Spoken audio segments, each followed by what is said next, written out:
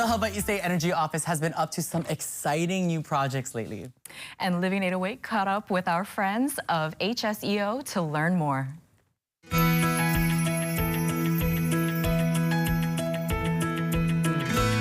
The state is on its journey to 100% renewable, and we all are going to be taking a part. A big part of that is transportation. And when it comes to our personal transportation, electric vehicles are really the big talk. And so we're talking all about it today with Chris and Robin from the Hawaii State Energy Office and the Department of Transportation. Thanks so much for having me out, you guys. Thank you. Thank you. And we'll talk about why we're in this exact spot in just a little bit. But first off, let's talk about the goal. Chris, what is the goal? Well, the overarching goal for the state is to decarbonize our economy by 2045. And we're on a good start with a 100% renewable portfolio standard for the electric sector. And now the big thing is to decarbonize ground transportation and leverage that infrastructure that we're doing for the electric grid.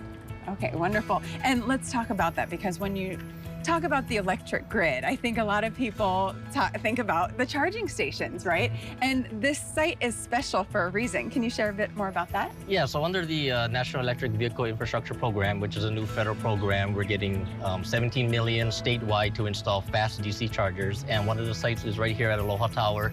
Then we expect to start roughly in July. We're going to break ground. Statewide, by the end of this year, we expect to have 8 sites with 4 chargers each, so a total of 32 of these fast chargers. On Maui, we had an opening on February 28th, so it's been almost a month and a half or so. Cars will be able to charge up, in anywhere from 10 to 20 minutes, and so, folks can just charge up almost like a gas station. You'll pull up to the charger, you'll plug it in, you can pay by an app or you can pay by a credit card. And real quick and simple, here at Aloha Tower with facilities, that makes it real convenient for folks if they just want to grab a quick drink or do a little quick shopping. They can do it 15, 20 minutes and they'll be charged up again. Wonderful. And I know you guys have a lot in the works continuing on through the year. So by the end of 2024, how many are you planning to have installed? Yeah, so statewide, we're looking at 8 sites with 4 chargers each. On Oahu, we have the Aloha Tower site. We're also looking at Mililani Park and Ride. On Maui, we already have the existing site and one on West Maui. On Kauai Island, we'll put 2 sites looking at Princeville Library and maybe the Port of Allen. And on Hawaii Island, we have 3 sites in Hilo, Kona, and Waimea area.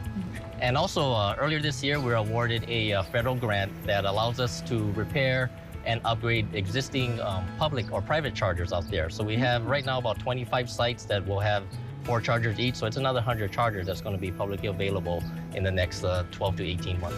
Very nice. And that's great news for people who have cars like this beautiful one behind me or are wanting to get into electric vehicles. So the more charging stations, the more likely we'll probably see more of these. Let's talk about electric vehicles and some of the incentives of getting one. Yeah, Hawaii is a great place to have an EV. And right now, there's federal funding and tax rebates for $7,500 for a new car, but importantly also $4,000 for a used vehicle. And then there's also through Hawaii Energy, funded by the legislature, is EV charging rebates. So there's up to $2,000 off for a new level 2 charger and up to $35,000 off for a new DC fast charger. Wow. There are also rebates for the medium and heavy duty sector. Out of the Hawaii State Energy Office, we partnered with the Department of Health to offer rebates for medium and heavy duty vehicles, up to 45% of the cost of those, along with the chargers. That's amazing. Okay, so I feel like now's the time to buy. It's always the time to buy an EV. Right, and always the time to switch to an electric vehicle, right? Switching to renewable energy. It is just a great, Hawaii is uniquely situated. We are, it's a percentage of registered vehicles, one of the top 3 states in the country in terms of adoption.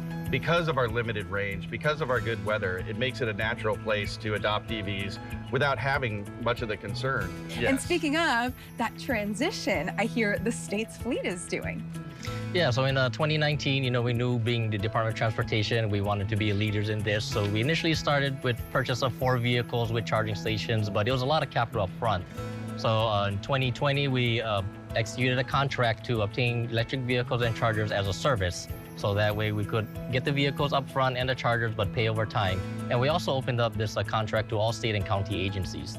And so to date, we have about 140 different type of vehicles, electric vehicles in our fleet. This ranges from Teslas to Ford Lightning trucks to shuttles.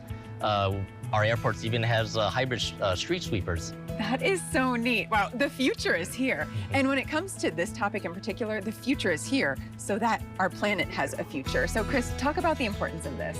Well, there's some obvious environmental benefits that come with the transition and decarbonizing our economy. But I think one of the things that's often overlooked is energy security and then just really the cost of living. When you're looking at the rates that you have for electric, the equivalent of $3.50 a gallon, or if you're on a time of use rate, you can get as low as $1.66 per gallon equivalent for an electric vehicle. So with the environmental benefits plus the energy security, it's just a no-brainer. Yeah, saving money and saving the environment. I like that. Exactly. And if people want to learn more information, maybe about where the chargers are going to be that you guys have planned for the future, where can we go for more info on that? You can go on our HDOT website. We have to submit an annual plan every year to the federal government for this NEVI stations. And we'll also be putting out surveys and other news releases as these stations come on board. Perfect. And for folks that want to learn more about the state's commitment to 100% renewable energy by 2045, or how they can help out, where do we go? You know, a great resource is the Hawaii State Energy Office website, where we have a link for our decarbonization study, which we just submitted to the legislature that looks at various pathways to getting to that 100% decarbonized economy in 2045. And I think just seeing that too will really inspire a lot of people as well. And so we'll have a link to both of your websites on our website at k22.com. But thanks so much for meeting me out here. Thank you. Thank you. And of course, for all that your guys are doing, it'll be exciting to see when the electric vehicles do take over the island, and more stations like the one that's coming here is going to help with that. I love this so much. The Hawaii State Energy Office, you guys, we've been covering them for a while now. I had the honor of working with them last week, which you guys will see really soon, but I love how we are moving forward in a sustainable, healthy, clean way. Yep. And I feel like what better way to do so than, of course, the beautiful state of Hawaii. Oh yeah, we need a green Hawaii. We need a green Hawaii. We do. Yeah, other than that, then what are we doing here, right? Yeah. And you know, the best thing I think people don't realize is electric cars are super fun to drive. They have a lot of torque. Yeah. Yeah. And honestly, okay, let's piggyback on that, because I think the, what's the word? I guess the innovation, the moving forward of electric cars have gotten so much better over the years. So why not look into it, especially with gas sources nowadays? I'm just saying. Yeah.